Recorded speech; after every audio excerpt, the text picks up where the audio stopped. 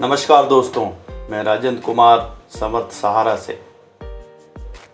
हमें जानकारी मिलती रहती है कि सरकारी bank, NBFC, financial institutions, private banks, cooperative banks दिए गए लोन की रिकवरी या कहें वसूली के लिए कर्जदार को आतंकित करते हैं। लोन लेने वाला वैसे ही परेशान रहता है क्योंकि आमतौर पर कर्जदार की आमदनी न होने से ऐसी स्थिति निर्मित होती है। हम धोखेबाज या कहें विलफुल डिफ़ॉल्टर के बारे में बात नहीं कर रहे हैं जो जानबूझकर बैंक से लोन लेकर वापस नहीं करते हैं। हम बात कर रहे हैं जिन्होंने अपनी संपत्ति गिरवी रखकर होम लोन लिया है या ईमानदारी से व्यापार करने हेतु मॉर्गेज लोन लिया है। एक बात अच्छे तरह से समझ लें कि कर्जदार अपने आप को अपराधी ना माने। कर्ज आपने लिया था कुछ सपने पूरे करने के लिए, कुछ अच्छा करने के लिए। जीवन में कभी नौकरी नहीं रहती, कभी व्यापार नहीं चलता, कभी महामारी आ जाती है, कभी स्वास्थ्य खराब हो जाता है। ऐसे तमाम कारण हो सकते हैं कि बैंक लोन रीपे करने में कठिनाई होती है। समर्थ सहारा के माध्यम से हम आपको बताएंगे कि कैसे आप बैंक के साथ समझौता करें, बात करें। एक बात ध्यान रखें कि बैंक के साथ निरंतर संपर्क में रहें। बैंक कर्जदार के साथ कुछ भी गैरकानूनी कार्रवाई नहीं कर सकता है। कर्जदार की बंधक संपत्ति को हाथ नहीं लगा सकता है। बैंक जो भी कर सकता है वो कानूनी रूप से ही कर सकता है और कानून कर्जदार को भी अपनी बात रखने का मौका देता है। सबसे पहले, अगर उधार लेने वाला कहीं से फंड का इंतजाम करके लोन चुका सकता है तो OTS यानी वन टाइम सेटलमेंट के जरिए अपना लोन सेटल कर सकता है। अगर कर्जदार ऐसा किसी कारणवश नहीं कर पाता है और जब बोरोवर को लगे कि वो EMI देने में असमर्थ है तो तुरंत EMI देना बंद कर दे। ज़्यादातर लोग दोस्तों, नाते, रिश्तेदारों से उधार लेकर EMI देने की कोशिश करते हैं। इससे कर्जदार का कर्ज और मानसिक तनाव बढ़ता है। कर्जदार और उनके परिवार की परेशानियां, चिंताएं और व्यग्रता तेजी से बढ़ती हैं। ध्यान रहे, स्वास्थ्य से बढ़कर कुछ भी नहीं है। हमारा सामाजिक ताना बाना ऐसा है कि जब जीवन में ऐसे हालात आते हैं तो हम अपनी सामाजिक छवि को लेकर बहुत अधिक सजग हो जाते हैं। ऐसा बिल्कुल नहीं सोचना है। जो स्थिति निर्मित हुई है पहले उसका जीवटता के साथ सामना करना है। मैं आपको कहना चाहता हूँ कि मजबूरीवश अगर कर्जदार बैंक का कर्ज नहीं लौटा पा रहा है तो कोई फ़र्क नहीं पड़ता। अगर आप सोचते हैं कि फ़र्क पड़ता है तो मैं यही कहूँगा कि ये सोचिए कि जब जीवन रहेगा तो ही तो तथाकथित सामाजिक प्रतिष्ठा और सम्मान रहेगा। समर्थ सहारा फिर कर्जदार से प्रार्थना करता है कि अगर उसको लगे कि EMI नहीं दे सकते हैं तो बैंक को EMI देना बिल्कुल बंद कर दे। बैंक वाले आपको तरह तरह से डराने की कोशिश करेंगे। बैंक आपको कुछ इस तरह से भयभीत करते हैं, जैसे कि पहला, बैंक बोरोवर पर FIR करने की धमकी देता है, घर पर पुलिस आएगी आदि ऐसी बातें करता है। दूसरी बात, कर्जदार के घर 5-7 लोग आएंगे और मनोवैज्ञानिक रूप से कर्जदार को प्रताड़ित करेंगे। तीसरी बात, आपकी संपत्ति औने पौने दाम पर बेचने का बोलकर आपको डराने की कोशिश करेंगे। चौथी बात, उधारकर्ता के दोस्तों, रिश्तेदारों को फ़ोन कर सामाजिक और मानसिक दबाव बनाने की कोशिश करेंगे। बैंक और भी कई हथकंडे अपनाता है। आप जितना डरेंगे बैंक उतना ही आपको डराएगा। आपको बिल्कुल भी नहीं डरना है और आपको सिर्फ इस समस्या से बाहर निकलने के बारे में सोचना है।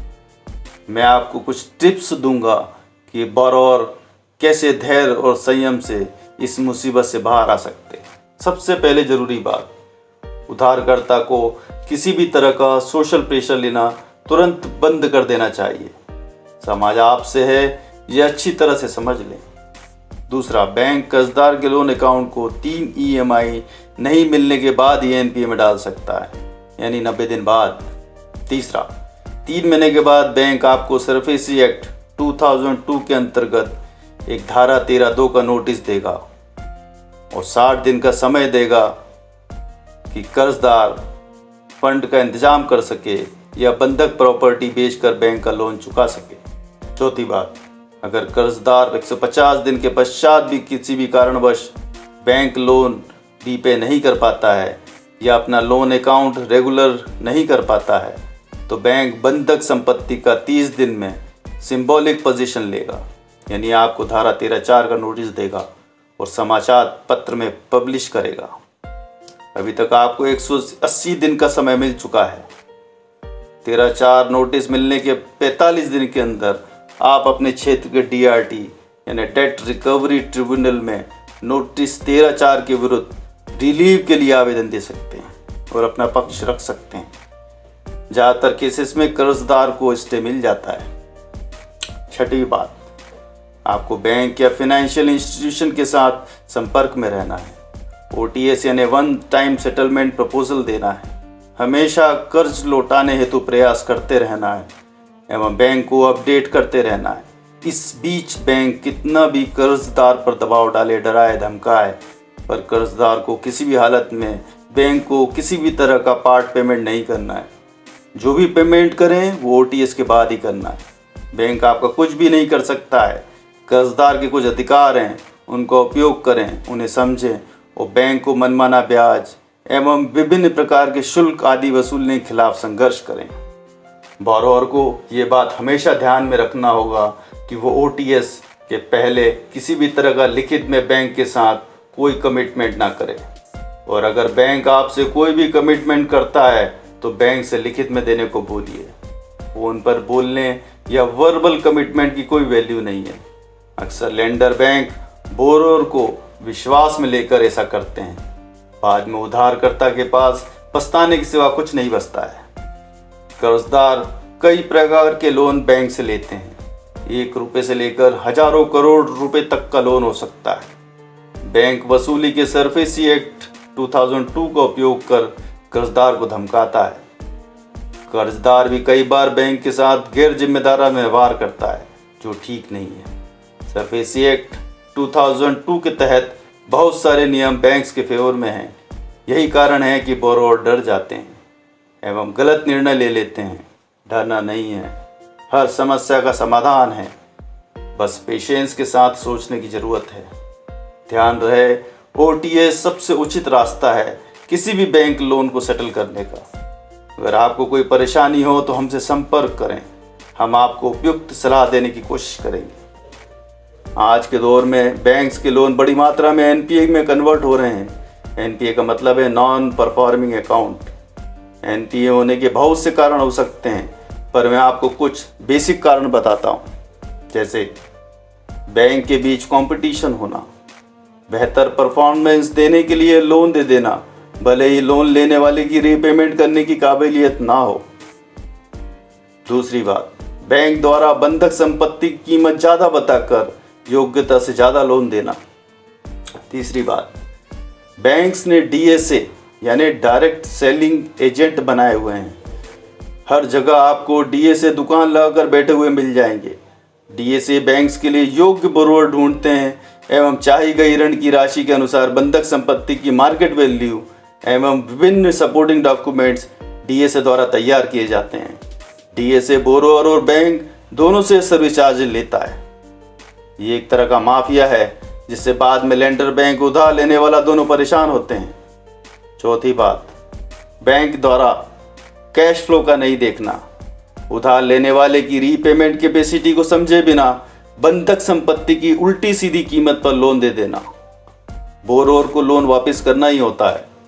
बोरोवर सिर्फ टाइम बाय कर सकता है एवं म्यूचुअल अंडरस्टैंडिंग से वन टाइम सेटलमेंट कर सकता है, जो दोनों पार्टीज को एक्सेप्टेबल हो, क्योंकि बैंक बंधक संपत्ति को बेचकर वसूली कर सकता है।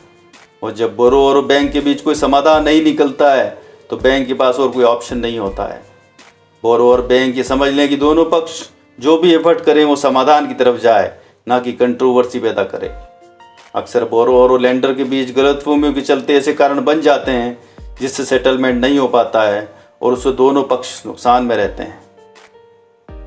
उम्मीद है आपको ये वीडियो पसंद आया होगा।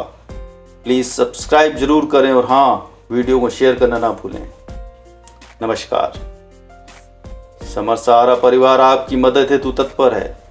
अगर आप अपने पास भ्रष्टाचार, गैर कानूनी गतिविधि, अतिक्रमण, अवैध निर्माण, शोषण, सरकारी कामों में देरी, गुंडागर्दी, घरेलू हिंसा आदि देखें या आपका कोई अनुभव हो तो हमसे साझा करें।